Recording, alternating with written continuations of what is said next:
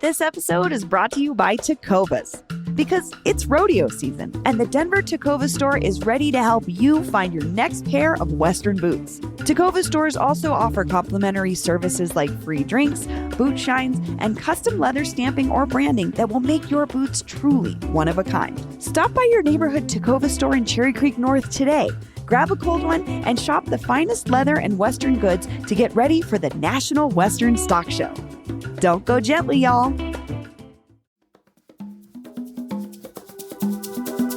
Today on CityCast Denver. We're out here on 17th Street. Longhorns just passed the Stock Show Parade. The whole thing kicks off this Saturday. And that's what we're talking about on today's show, because the big news of the week comes to us from that great urban-rural divide. Lauren Boebert now says she wants to represent Denver's suburbs. And wolves are on the loose on the Western Slope as of last month, so we're talking about how Denverites will be living with the consequences. Yeehaw. Yeehaw indeed. Today is Friday, January 5th. I'm Paul Caroli, and here's what Denver's talking about.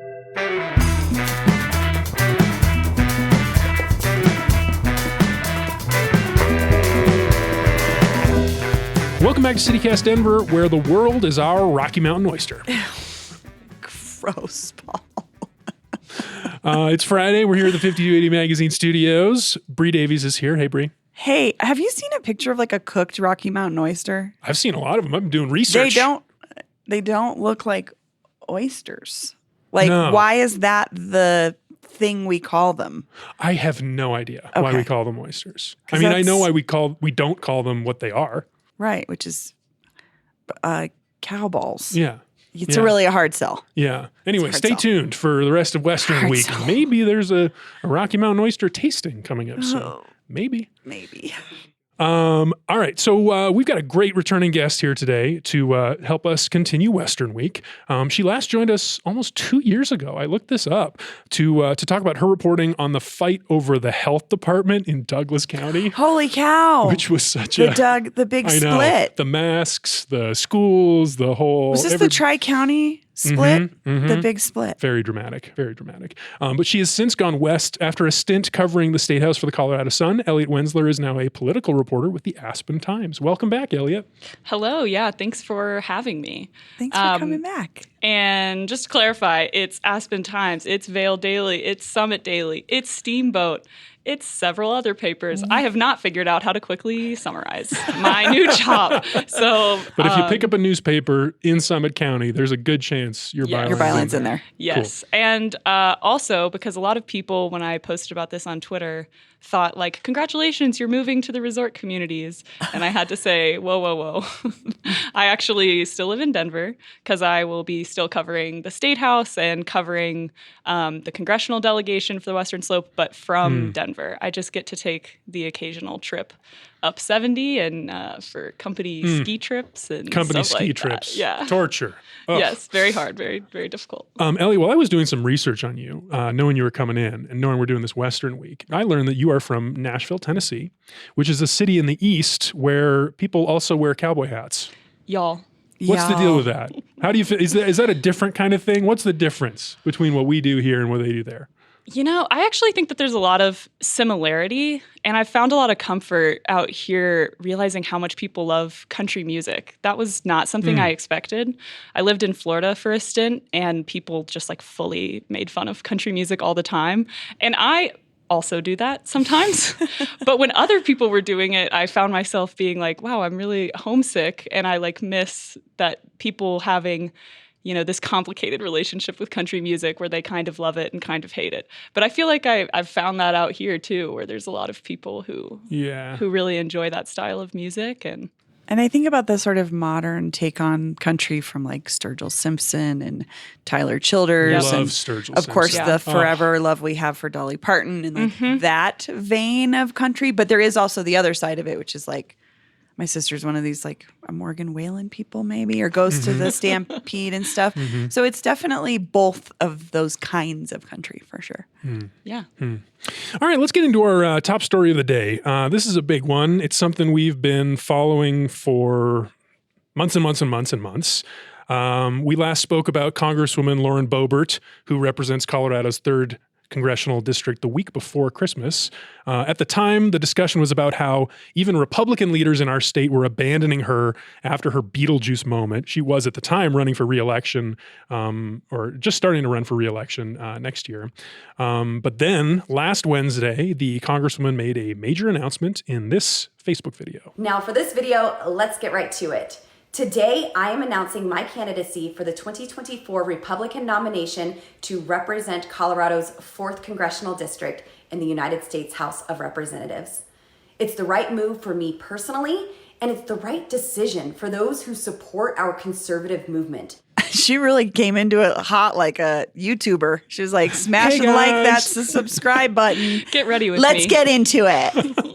She's talented. She has it. She has that thing that people who are good at YouTube and stuff are good at. And anyway, it was a good video. It was a long video, but I do recommend watching the whole thing because people are all take it. You know, everyone has their own what they want to say about Boebert. I love when people like Boebert, micro parse every single someone's like how they move their mouth and which way they turn, and they're like, this is such a weird thing, but interesting. Yes. That's not what we're talking about. No, well, a little bit. Elliot, you've reported on politics in the 4th District, which includes parts of Denver's south suburbs and DougCo, where she's now running for Congress, and the 3rd now, which includes the Western Slope, where Aspen is. So that's why we wanted to talk to you. What was your first response to this video, this blockbuster news from Miss Boebert? Well, it was definitely shock. I think I said a curse word because I was like, oh God, this means that I need to like jump on this immediately. It's a big story. Yeah. And then like after a couple hours and after thinking about it for a little bit, I was kind of like, how did I not see this coming? Like in hindsight, Really?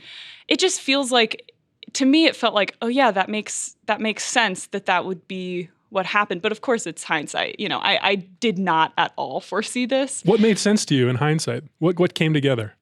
I think just the fact that, well, this gets into it real quick, but I think that this makes it a more difficult proposition for Adam Frisch to win in CD3 now, because there's been a lot of evidence that's shown that Boebert was really the vulnerable candidate here and not a generic Republican. So with her leaving the race, Adam Frisch kind of has a different battle. He can't be up against Lauren Boebert. He has to be up against Republicans. And the district doesn't seem to dislike Republicans. They seem to have had a hard time with Congresswoman Boebert specifically. So Right. So Frisch, if anyone somehow doesn't know this at this point, but Frisch is the Democrat who nearly beat Boebert a year and a half ago and lost by only 546 votes. He's been fundraising like crazy, including from Hollywood superstars like Ryan Reynolds and Barbara Streisand. I like this point you're making, which is going up against Boebert is a fight you can, there's sensationalism there built in for you to go up against. Right. If he's going up against... And he was very, very close last time, super unexpectedly. I mean, all of the polling and the pundits were like, there's no way. And then they said he was going to lose by, thousands and thousands of votes, and he lost by, 546.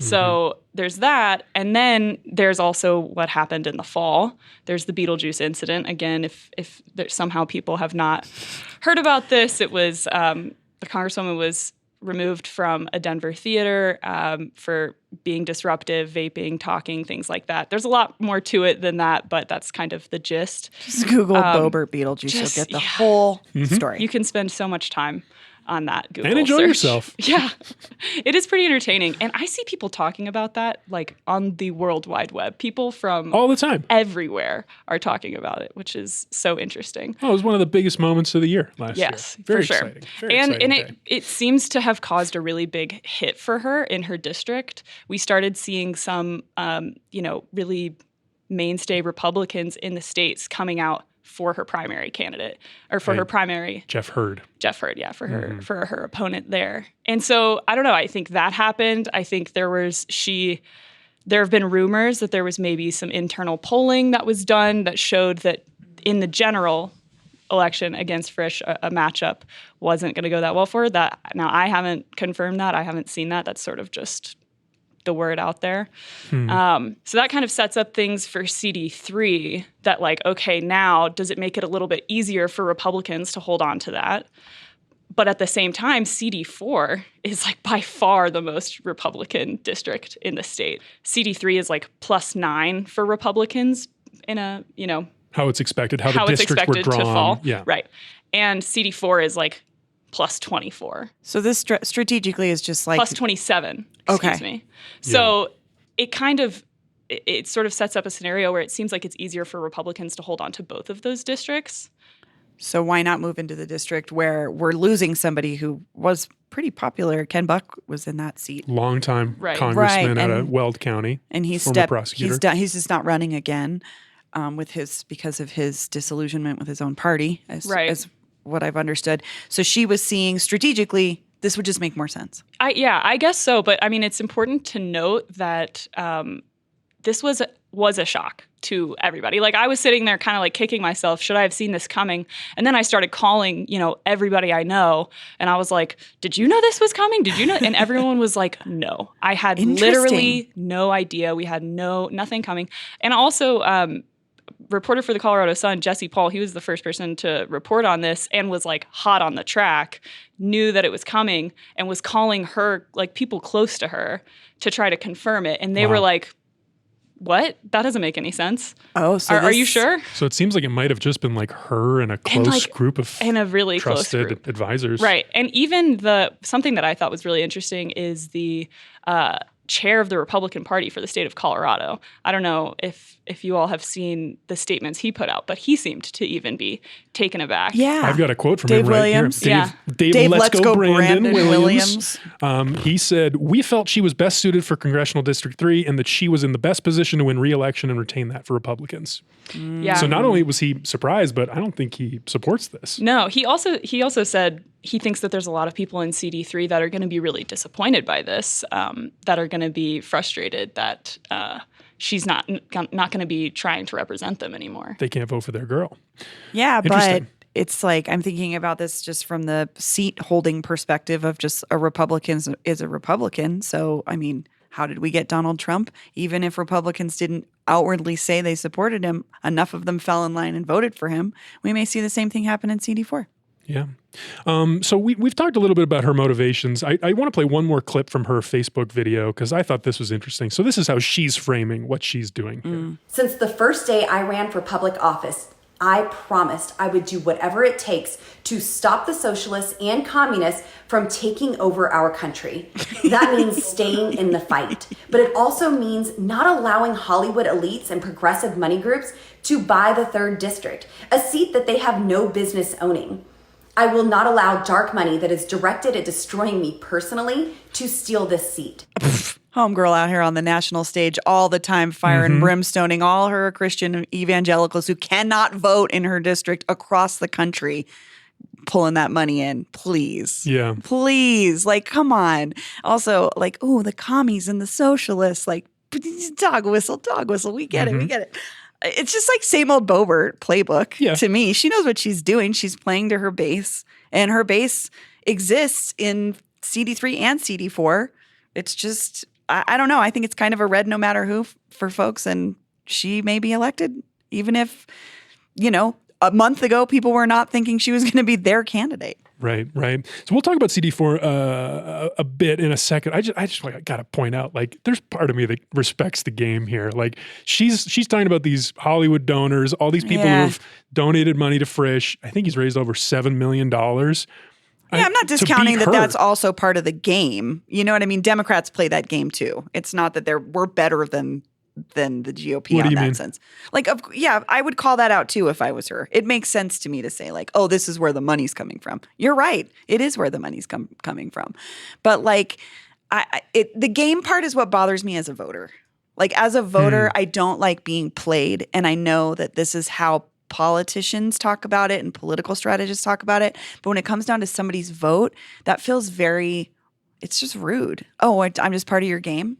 Cool. Yeah, interesting. Well, I don't know. The point I was trying to make was like, she is playing that game and she's playing it well because all that money that people have donated to Frisch, Is that going to be very useful? You know, he's running a whole different race now against likely He Jeff has Hurd. to completely re-strategize, Yeah. I think, because it's like you said, Elliot, he's not up against the known quantity of this Lauren Boebert sensational thing. It's something that's a totally different game now. And there's a good chance that more people are going to jump into that race in CD3 now that she's no longer running. So it could be Jeff Hurd, but there also could be someone who resembles Boebert. Someone with that similar mindset could jump in and run. State Rep Matt Soper has been rumored at considering running for the seat. And he said that he's interested. We'll see. There's several other people that have been rumored at entering. And I think that there's a good chance because it's another opportunity for Republicans in the state. And there's not very many of those. There's very limited chances for an ambitious Republican to succeed in Colorado right now. So that's why we're seeing so many people have entered the CD4 race. So many people are probably going to enter CD3 because it's like, this is where your shot is. Well, let's talk a little bit more about CD4 because, Elliot, you've reported on politics in Douglas County. Part of Douglas County is in this big district. It also includes Weld County. It's the whole Eastern Plains, basically, the big chunk of the eastern part of the state. What's your take on that race that she's jumping into? Yeah, I mean, CD4 is geographically massive, right? It's like all of the Eastern Plains, and then it goes into Douglas County. It like butts up right against Denver. Right. Like for people. Yeah. I was just looking at the map yesterday and I was like, holy, this is huge. Yeah, which is like kind of the same reaction you have to CD3. They're both like these huge areas. But in CD4, more than half of the population of that district is in Douglas County. So I think that that's like very important to point out. Douglas County is going to be really key here. And of course, Lauren Boebert does not live in CD4 right now. Not yet. She says she's going to move. She says she's going to move. She says that Douglas County is a possibility of where she's going to move. I think she's also said like maybe Weld. But, I wouldn't be surprised if it's Douglas County just because of that sheer fact that that's where so many of the people are. And Douglas County is like, it goes back to my roots. It was the first job that I had here in Colorado was covering politics in Douglas County. And I was like pretty much fresh out of J school. And man, was that a place to cut my teeth in journalism. It was really great. And the people there were very kind to me. But it also just got like, as the pandemic came, it got crazier and crazier. And tell us about it. What's the dominant strain of conservatism? I mean, I think that's the question. And that's what makes it interesting because like Douglas County is not a stranger to Republican infighting. Like as is shown by the last time I was on this show, I think we talked about this some with the Tri-County breakup, but then there was like this huge fight that has continued now. It's still going on between the three commissioners who are all Republicans and like the followers of Republican politics in the county have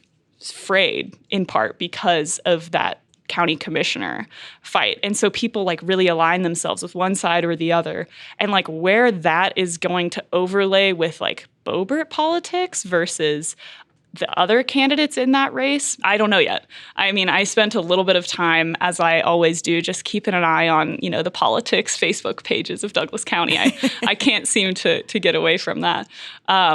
There were some, of course that's not representative, but it just is conversation. And it wasn't people being like, great, guess we're all switching to Boebert now.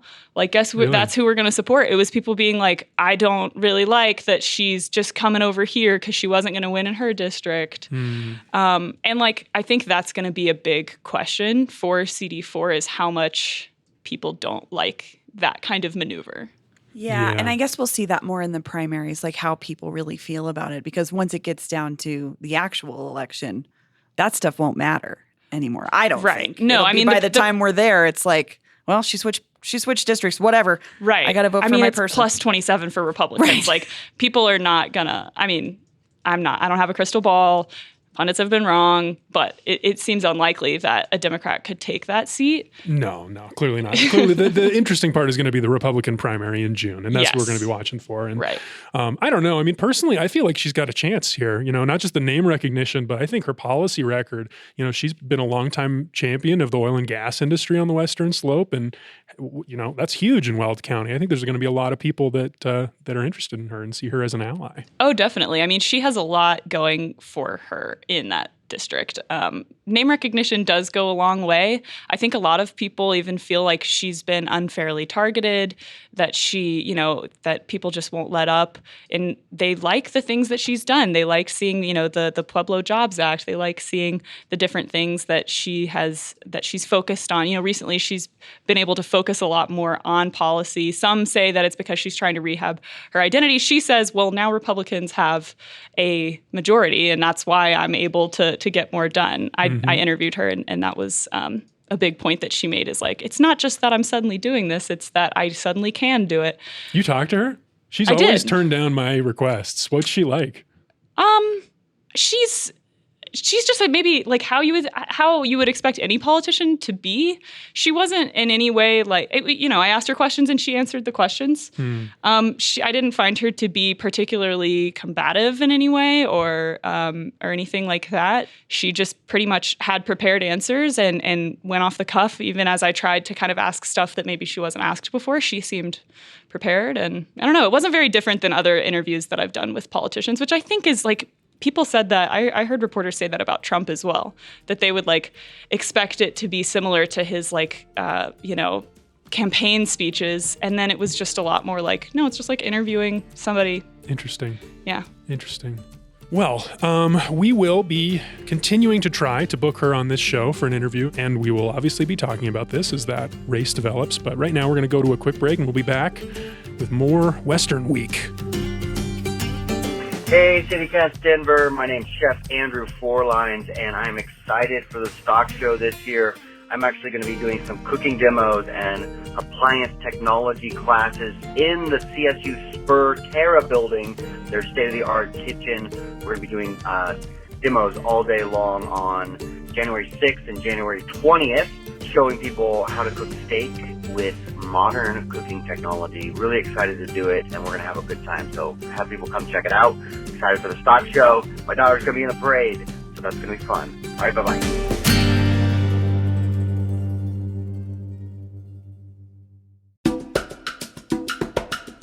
This episode is brought to you by Tecovas. Because it's stock show season, and the Denver Tecovas store is ready to help you find your next pair of Western boots. If you've ever wondered if you could pull off cowboy boots, you should really try on a pair of Tecovas. Their Western boots for men and women are made by hand from premium bovine and exotic hides in a variety of timeless and fashion-forward styles. And with other classic Tecovas staples like their lineup of denim, apparel, and accessories, you can craft a look that'll get you ready for rodeo season. Step into a Tecovas store and you'll be greeted with a friendly smile and the rich aroma of fine leather goods. Oh my God, Paul, it's from Parks and Rec. It's this day. I don't remember their names, but it's Aziz Ansari and the woman who plays Donna. And they do this day where they like, it's the best day of the year. And they're like, what do we mean? And they're like, cupcakes, massages. And then she goes, fine leather goods. Treat yourself. Tecovas stores also offer complimentary services like free drinks, boot shines, and custom leather stamping or branding that will make your boots truly one of a kind. Stop by your neighborhood Tecovas store in Cherry Creek North today. Grab a cold one and shop the finest leather and Western goods to get ready for the National Western Stock Show. Don't go gently. All right, we're back. Now that the Bulls have done their parade, the stock show is officially on tomorrow. So to continue our Western Week celebrating and investigating Denver's Western roots, we want to talk about some recent news from the urban-rural divide. Here we are in Denver on the urban side of that, but a lot of ranchers are in town for the stock show. So we're going to talk about these two stories, and we want to try to connect the dots. The first is wolf reintroduction, which has been really big in the last month or so. Elliot, you've been covering this a lot. Can you just quickly catch people up with a little TLDR of where we're at with wolf reintroduction right now? Yeah, so voters approved Proposition 114 in 2020, which required the state to begin reintroducing wolves by the end of 2023. So obviously that just happened. They were able to begin the reintroduction process of wolves. It was really just adding wolves to the state as well, because some had already, as I'm sure people have seen, some had already wandered in from surrounding states, but they went and captured wolves up in Oregon after several other states said that they did not want to provide the wolves. They initially captured 5 and brought them to Colorado and released them just right there at the end of December. It was right around, there were a couple of legal challenges to the process in kind of like the 9th hour. We did a lot of reporting on that. There was one case that asked for an immediate injunction and asked a judge basically to stop the process. And the judge ended up turning that down. There was another case that was filed that didn't ask for that type of injunction, but still, asked to, maybe you can call them back. Maybe you can use these tracking collars that they have and bring it back. This whole thing was so complicated. The plan to it wasn't just we'll get some wolves and we'll put them back in. It was like a whole strategic plan on where they were going to get them, how they were going to introduce them, how they were going to track them, how they were going to track the process in general. And I have to say, as a voter of this, I didn't know or think about all that until after. Yeah. Well, that's what I wanted to talk about, because back in the vote, the vote was very it was unbalanced. People here in Denver were way, way more in favor of reintroduction for ecological reasons. But then in the rural areas, ranchers and such were way against it because they don't want wolves to be eating their livestock. For sure. And one of those legal challenges was from the Cattlemen's Association. But Bree, do you know anybody here in Denver who was excited about this or talking about the video Polis put out of him releasing the wolves?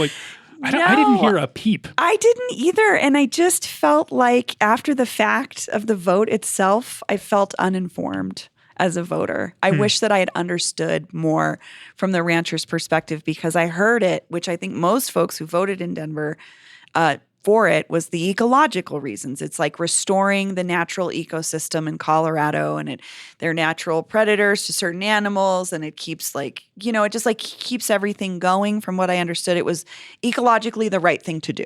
Yeah. And then this happened, and then we're starting, that great piece from the Oregonian about the struggle, like you're saying, Elliot, for even surrounding states didn't want to give us wolves. And I think part of that was because the ranchers were so concerned about their cattle and being a part of that. People just didn't even want to be a part of it. And I'm understanding it now more, but I genuinely think most Denverites who voted didn't really think about it. What you're saying is probably there are people on the Western Slope who are banging their fists on their kitchen table listening to this. I just want to be totally honest. Yeah. I thought I was informed. Right. I don't know if I was. Right. And I think that was that's the sentiment in the Western Slope by a lot of people who oppose this is a lot of folks liked the idea of this. They thought it was going to be this like you said, the right thing to do in this beautiful concept, but they're not going to be the ones who have to deal with having these predators in their backyards and living with kind of the fears eating their that livelihood, which is cows. Well, let's talk about that, because that's the other story I wanted to connect here that brings in the whole stock show thing into this wolf reintroduction story. And this is a story from the Colorado Sun last month about the economics of these ranches and specifically the cost of beef. Prices apparently are up 28% since 2018. And the other statistic that really jumped out at me was that raising a cow in 2022 was a money loser for ranchers, according to this article. Like the cost to raise the cow exceeded the cost of selling the cow. So Elliot, how do you feel like wolves fit into that picture? How much Denverites are paying for steak? Yeah, I think a lot of ranchers feel like they are just under attack from a lot of different directions, and that the work that they do is really not valued, and that there's just sort of and wolves is a big symbol of that. It's okay, the rest of this state really does not appreciate what we are providing them. Do you want to have food? Do you want to have, potatoes? Do you want beef? Because between the water scarcity that this state is facing and the ranchers are having to deal with, the wolves, there are a lot of things that they feel like they're up against right now. And they're not wrong. There are a lot of things that make their jobs difficult, and we're all paying the price now. Right. And people on the Front Range, I think most would admit, I don't know what it looks like to work on a ranch. I don't have an understanding of the challenges that you're facing.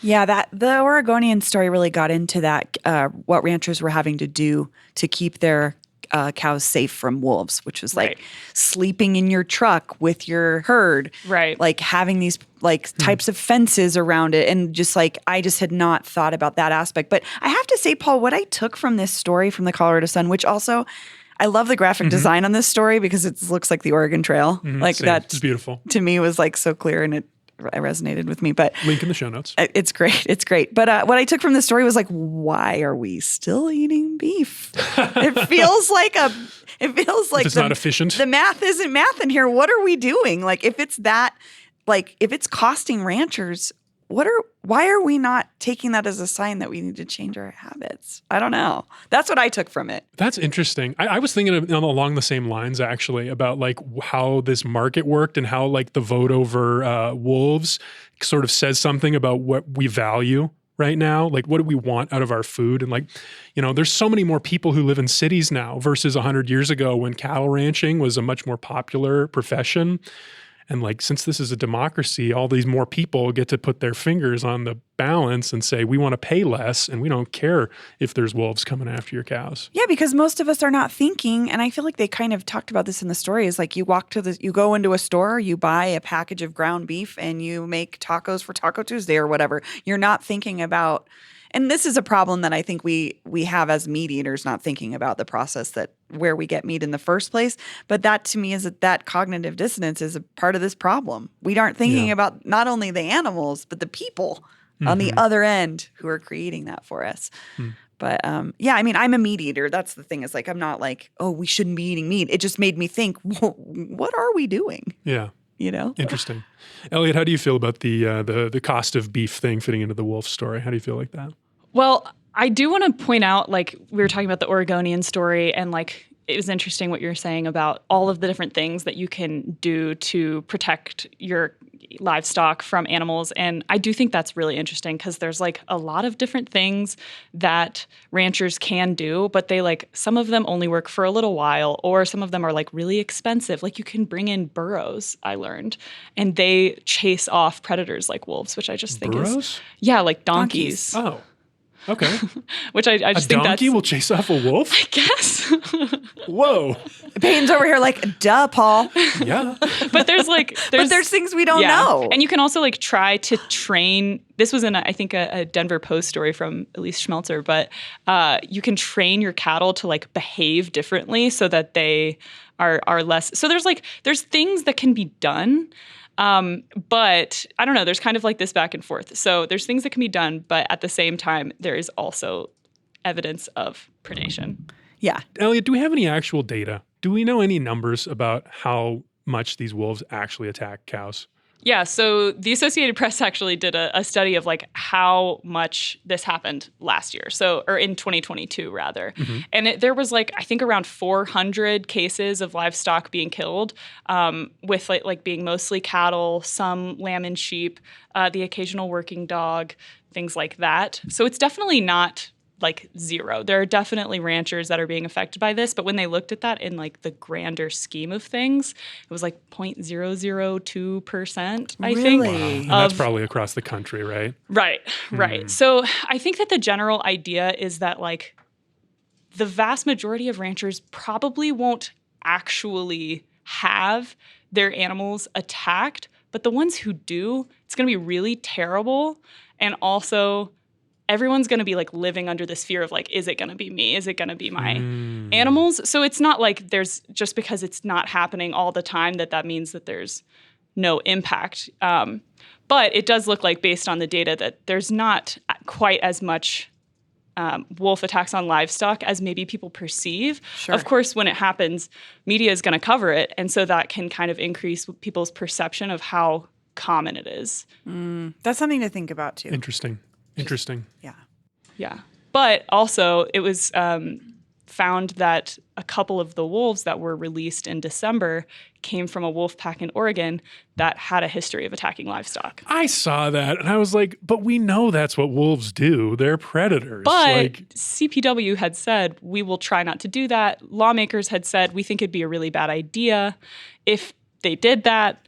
We should really try to find wolves that have no history of attacking livestock. But then we have states not wanting to give us wolves at all. So Right. maybe the pool is slim pickings. Right. And ultimately, that was what CPW said, is like, look, they're all going to have some history of this, and we just kind of have to accept that and hope that the pack dynamic is going to be different now, and so it's not going to happen as much. So, I mean, we're just going to have to see.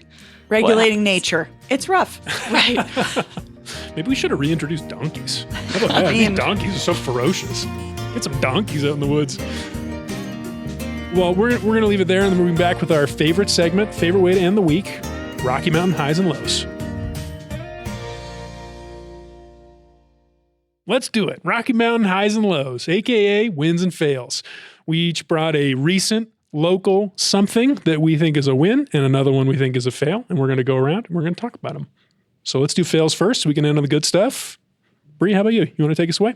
Oh, yeah. I'm disappointed that our favorite local money pit, the 16th Street Mall, got more money this week. City Council approved a $1.15 million contract to continue revitalizing the 16th Street Mall. What? How? Yeah, what? We have this other, we just put $173 million into this project. This is like pre-pandemic. But like, why? And they're using American Rescue Plan dollars. Is that really what it's for? I don't know. I can guess how they justified it, revitalizing downtown, all these empty office buildings. But like maybe we tourism money. There's other things in this city right now that need that money so badly. And it just felt like, I'm just like, I can't believe that we keep doing this with this thing. We just keep pouring money into it. And I think it's a fail. I think it's a fail for the city of Denver. And I think there's other things that could use that money. That's a perfect segue to my fail. Can I take it from there? Yep, go right ahead. Speaking of things that need money, my fail goes to the federal government, but it's because the city of Denver is completely overwhelmed with this wave of migrants. Yeah. It's apparently there's more migrants staying in hotels now than at any point since this current wave started last December. 4,500 people are staying in hotels. Every room, I guess, is full. Mayor Mike Johnston has been on national news programs calling for more federal support, and he's not getting it. Not fast enough, at least. But the quote that really jumped out to me was that Denver has now received the most migrants per capita of any city in the country. That is so wild to me, and also absolutely believable based on if you are around the city at all. Yeah, we just saw this huge cleanup of this encampment over at Spear and Zuni. I guess there were hundreds of people staying there. There's guys at Santa Fe and Alameda that are washing windows. They washed our windows a couple of times at Alameda and Federal. They're everywhere. I feel we're giving as much money as we can, but like, I feel for the mayor. I don't know how to help the situation either because we have made it very clear as a city that we are welcoming to folks. We had that big banner on the city and county building, like we love migrants or we love immigrants. We do, but we do need help. And I don't envy his position at all. That's why my fail goes to the federal government. We need more help faster. Yeah. Elliot, you want to give us a fail? Mine feels a little bit more small potatoes compared to y'all's. Good. I want to hear about these potatoes. But it is, for the people that this happens to, it's a big bummer. Our Paper Summit Daily came out with a story this week that showed that there's been this huge surge in people's ski gear being stolen at Breckenridge.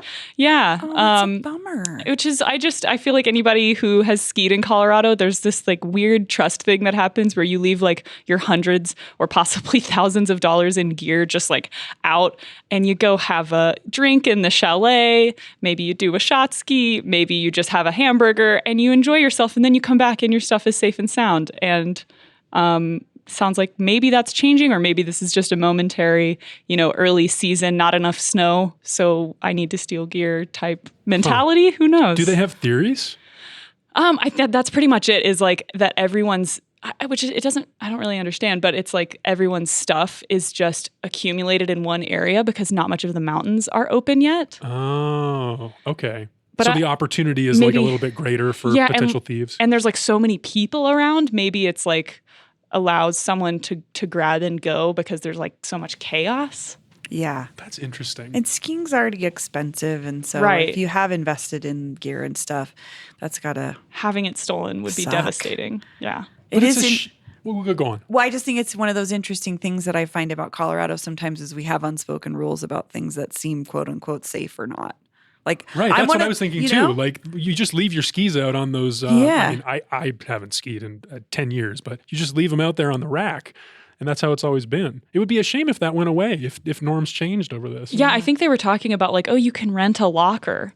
I was like, what? You're going to go like down the stairs to the lockers? You know how hard it is to use stairs in ski gear. It's just like, it just doesn't work for the flow that had worked for a very long time. Huh. Interesting. Very interesting. All right, let's get to wins. So Rocky Mountain Highs of the week. You know what? I will start. We're here almost at the end of the Denver Broncos season, and the Broncos are very middling. It's a middling record, but they were in the news last week over this contractual dispute between Russell Wilson, the quarterback, and the coach, Sean Payton. Payton benched Wilson despite his massive contract and massive expectations when they traded all these draft picks and players for him a couple of years ago. But my win goes to Russell because he is just an absolute class act, to be paid hundreds of millions of dollars to do this job and then to be benched. A lot of people, I think that could be embarrassing, but the way he's handled it, he still dressed for the game last week. He supported his team in the way that he could. And I thought, I love the way he's doing it. If you were paying me $100 million, I'd dress up however you wanted me to. That's fair. Fair.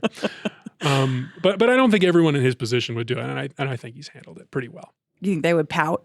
Yeah, I think they would pout, or they would just not play, or they'd say, "Oh, I have a concussion, or I have a headache, or whatever. I can't play, or I can't be a part of this," because of the embarrassment. Yeah, no, I mean that's what half of sports is ego. So you have to figure out how to handle it. Yeah, and you kind of have to have an ego to be 100% to go out there and do that. But anyway. We don't have to talk about sports anymore. One of you two. Mine's kind of sporty. Mine was also sports. We're going to talk about sports till the cows come home. Go ahead, Elliot. Kind of in a different direction. I mean, it's sort of sporty. I was invited this week to go to the Ouray Ice climbing festival. So cool. Different type of sport, but still people hurting themselves. For folks who don't know this festival, what is it? Ice climbing? Yeah, so it's this world-renowned festival in Ouray where people are having, I think, competitions of ice climbing. So ice climbing is basically you have two picks, one in each hand, and you have these crazy shoes with spikes on, and you're ascending an ice wall, throwing the pick into awesome. So I don't know if I'm going to do that. There is supposedly a kids wall, so I'm considering it. But a lot of just watching, seeing, people do this kind of crazy sport, because I don't know how many times in life you get a chance to see that. You're also in Ouray, so it's beautiful. And there's lots of activities and just shopping and things like that, little markets and stuff like that. So when is the festival? It's in a couple weeks, mid-January. Okay. Cool. So, yeah. We'll put a link to that in the show notes, too, if folks are interested in seeing that. I'm kind of interested. I'm curious. Can't quite picture it before, but it sounds really hard. I mean, your whole body weight and just two picks and some crazy shoes. Yeah. It's real stamina. I have not watched a lot of ice climbing in my life, so I'm very curious to see what it looks like. That sounds fun. We'll eagerly await your report on the festival. Bree, how about you? Well, over the break, Aaron Gordon from the Nuggets had this dog situation that was very hysterical at first. The reporting on it was oh my God, he got bit by a dog in the face. He's like Mr. Nugget. He's the most beautiful of the Nuggets. So we were my best friend was texting me. Casey was oh my God, Aaron Gordon got bit in the face. And I'm oh my gosh. And then 21 stitches in his shooting hand. And I thought, oh God, he's going to be out for the season. We're screwed. He wandered back in. He took 2 games off, came back in. He was it's fine. I had a little altercation with my own dog who I haven't been training very properly. I want to get better at training him. And we were playing around and we got a little crazy and he bit me in the face and the hand and I'm fine, but I'm fine. And he was fine. So it was just a moment where we were no, we need our Nuggets to be top tier like they were last year. So he's good. His face looks untouched. Still beautiful. Most important part of the story for me. He still looks beautiful. He is the biggest hunk on the team. He is very hunky. For sure. So maybe one of the biggest hunks in the city, I would say. Oh, for sure. For Top Denver? 5? Yeah. Is he a bachelor? Yeah. And he apparently has a cool place in 5 Points where he has a giant garage space where he has his cars on one side and then a court on the other and everybody hangs out there. So, and he was the one that walked through the city like shirtless the night that they won, just like walking home, and everybody walked with him. It was great. Those photos are incredible at Great. that moment. So I do like that guy. I do too. He's very seems like likable. he's got a good attitude. Yeah, and he's doing okay. Well, that is the end of the show. Yeah. This was so fun. Elliot, thanks for coming back. Yeah, this was great. Thanks for having me on. Thanks for joining us. See y'all next week.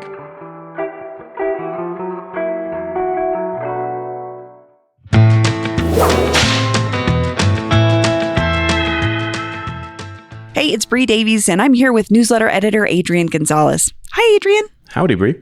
So it's Western Week here at CityCast Denver, and we're here with our Tecovas tip. Adrian, what do you have for us? Today's tip is all about horse riding. Denver is a great place to get Western outfits, to learn about the history of the West, but is there anywhere to actually ride a horse? I recommend the Rocky Mountain National Park. They actually have places that you can go rent a horse, you can stay overnight, do a whole packing trip, or you can just take a stroll on a horse and look at the beauty of the West here just a few minutes outside of Denver. I love this idea. You don't have to know somebody with a horse. You can go to one of our parks and do it. It's beautiful. Yeah, the High Country stables actually are located inside of the park, and so your park pass is included in your entrance. There are other stables that you can go to, but then you have to pay for the horse and for the park pass. So sounds like a check good it out. deal. Thanks for joining us, Adrian. Thanks, Bree. Step into a new pair of Tecovas for wherever your journey takes you. And remember, don't go gently.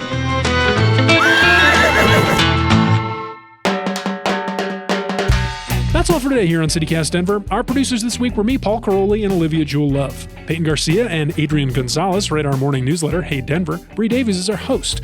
Our music is by Los Mocochetes, with additional mixing by Tyler Lindgren. If you haven't already subscribed to the show wherever you get your podcasts, rate us 5 stars, follow us on Instagram at CityCast Denver, and tell someone in town for the stock show about us next time you see them. You can sign up for our daily newsletter and learn more about us at denver.citycast.fm. A pedal bar? Sweepers? Are those This is the This is where they pick up cleaners. the poop. All right, We gotta let's go. get out of here. Great's over. Okay.